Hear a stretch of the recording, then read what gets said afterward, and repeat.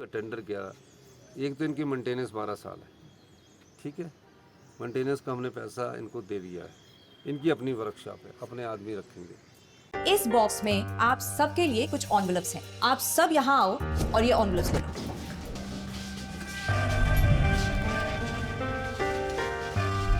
हम अपनी जिंदगी में अच्छा बुरा सब जानते हैं, लेकिन फिर भी कुछ बातें इग्नोर कर देते हैं, जान के अनजान बन जाती हैं। तो मैंने सोचा जाते जाते याद दिला जाओ, ताकि पूरी जिंदगी इग्नोर नहीं, याद रखोगे मुझे भी और इन बातों को भी।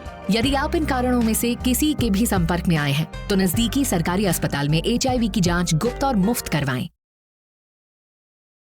और अगर ख़राब होगी तो इनमें हमने पेनल्टी का भी क्लॉज रखा है।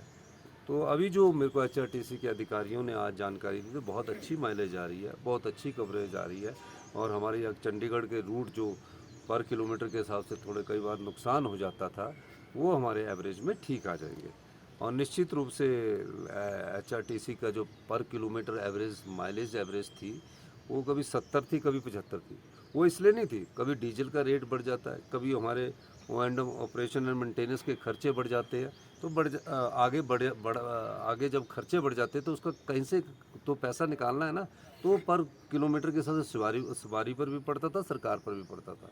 तो जब इसको निश्चित करेंगे तो निश्चित रूप से नई व्यवस्था के अनुरूप ये आगे बढ़ेंगे, क्योंकि HRTC हमारी बहुत पुरानी ऑर्गेनाइजेशन है और HRTC को हम सस्टेन करना चाहते हैं, उसको हम अच्छा बनाना चाहते हैं। इस दृष्टिकोण से हम कार्य कर रहे हैं और मुझे लगता है कि ज़्यादा समय नहीं है, 5 साल में HRTC प्रॉफिट भी कमाने लगेगा और सरकार को पैसे भी देने लगेगा। हम इस दृष्टिकोण से सरकार कार्य कर रहे हैं। सर, आपने हाइड्रोजन बसेस की भी बात की, उसके लिए सरकार की योजना क्या है? हाइड्रोजन बसेस के लिए हमने बताया 200 हाइड्रोजन बसेस की पहले ही जवाब दे चुके हैं। सर, मॉनसून सेशन भी मंडी आई है, उसकी सौगात दी आपने मंडी को, क्या कहेंगे?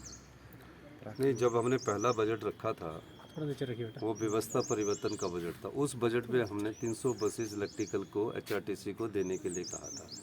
मुझे खुशी है कि 3 साल के बाद ये इलेक्ट्रिकल बसेस HRTC को मिली। HRTC को भी आत्मनिर्भर होना पड़ेगा, सेल्फ रिलायंट होना पड़ेगा। उस दिशा से ये बसेस खरीदी जा रही है। और अभी हमने कल ही 1000 बसेस जो है सरकार की तरफ से खरीद कर HRTC को देने के लिए कल मैंने फाइल साइन की है। और जल्दी ही 200 हाइड्रोजन बसेस भी HRTC के फ्लीट में शामिल होंगी। तो निश्चित रूप से एक फ्लीट की जो स्ट्रेंथ है वो माननीय डिप्टी CM साहब से मैं बात करके उसको एक फिक्स करेंगे और उसी स्ट्रेंथ के बीच हम बसेस को चलाएंगे। और 1000 हम युवाओं को भी बसेस देने जा रहे हैं, जिसमें डीजल बसेस पर 30% सब्सिडी देने जा रहे हैं और इलेक्ट्रिकल बसेस पर हम 50% सब्सिडी देने जा रहे हैं। उसमें स्टूडेंट्स को फ्री होगा, महिलाओं को 50% होगा और सरकार की तरफ से उनको जो इलेक्ट्रिकल बस खरीदेगा उसे 80,000 रुपया हर महीना मिलेगा और 5 साल तक 80,000 रुपया उसको मिलता रहेगा जो इलेक्ट्रिकल बस खरीदेगा। और जो डीजल बस खरीदेगा उसमें 30% सब्सिडी दी जाएगी और उसको 50,000 रुपया महीना सरकार की तरफ से मिलेगा। उसको सिर्फ 2 काम करने होंगे। एक पर डे के हिसाब से पास बनेगा, जो 5 रुपये पर डे के हिसाब से कॉलेज पास होगा स्टूडेंट्स का, उसमें सिर्फ 5 रुपये लगेंगे। महिलाओं का आधा 50% लगेगा। और उसके अलावा जो कमाई होगी, कमाई का जो होगी, जो सवारियाँ जाएगी वो उसके होंगे। बीच का BGF जो है, वायबिलिटी गैप फंडिंग, वो सरकार देगी। मेरे ख्याल उसकी भी एडवर्टाइजमेंट हमने अब करने जा रहे हैं। तो इस बार बसों की कोई कमी किसी क्षेत्र में नहीं रहेगी और निश्चित रूप से इसका फ़ायदा युवाओं को भी होगा और इलेक्ट्रिकल को भी होगा।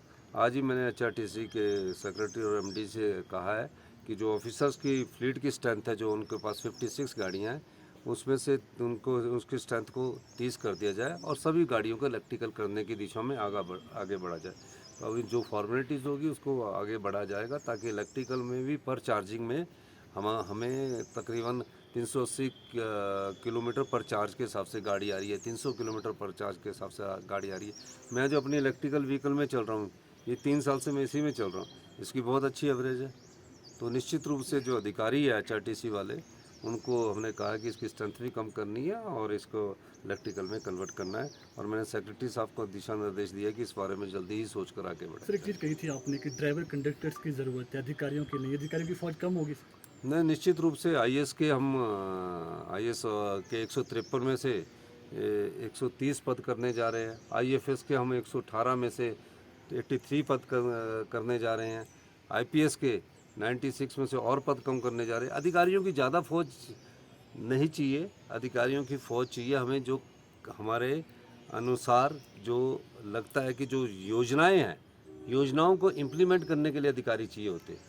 योजनाओं को अमली जामा पहनाने के लिए, उसके स्वरूप को बदलने के लिए अधिकारी चाहिए होते हैं। तो ये अच्छी बात है कि हमारे अधिकारी अपने आप ही महसूस कर रहे हैं कि एक एक पोस्ट पर एक IAS ऑफिसर बैठ गए हैं। तो काफ़ी ऑफिसर्स ऐसे बैठ गए हैं जिनके पास बेचारों के पास काम नहीं होता, उनका टैलेंट भी ख़राब होता है। तो इसीलिए मैं सबसे ज़्यादा जो अप्रूवल है वो दिल्ली जाने के लिए दे रहा हूँ कि जो अधिकारी दिल्ली जाना चाहता है, पहले इनकी फ़ाइलें रोकी जाती थी, मैं इनकी फ़ाइलें तुरंत प्रभाव से अप्रूव करता हूँ और जब रिलीव होना होता है तुरंत प्रभाव से कह रहा हूँ, क्योंकि इतने अधिकारियों की ज़रूरत नहीं है। हमारा 130 भी अभी ज़्यादा है, पर लेकिन कुछ IAS ऑफिसर्स की रिजाइनमेंट थी तो मैंने 130 किए। पर मैं तो चाहता हूँ कि IAS अधिकारी कम से कम 100 और 110 के बीच में होने चाहिए। एक अधिकारी पर हम अगर ये हम सारे करेंगे तो 200 करोड़ रुपया कम खर्चा आएगा, जो कि लोगों को हम सेवा कर सकते हैं। HRTC में भी कम करेंगे तो ड्राइवर कंडक्टर? नहीं, HRTC में ड्राइवर कंडक्टर की ज़रूरत है। अगर इनकी फ्लीट कम होगी तो वो खुद ही अपने आप रैशनलाइजेशन हो जाएगी, जिसमें कितनी बसों पर RM रखना है। अभी हमने क्या किया कि RM रीजन वाइज रख दिया।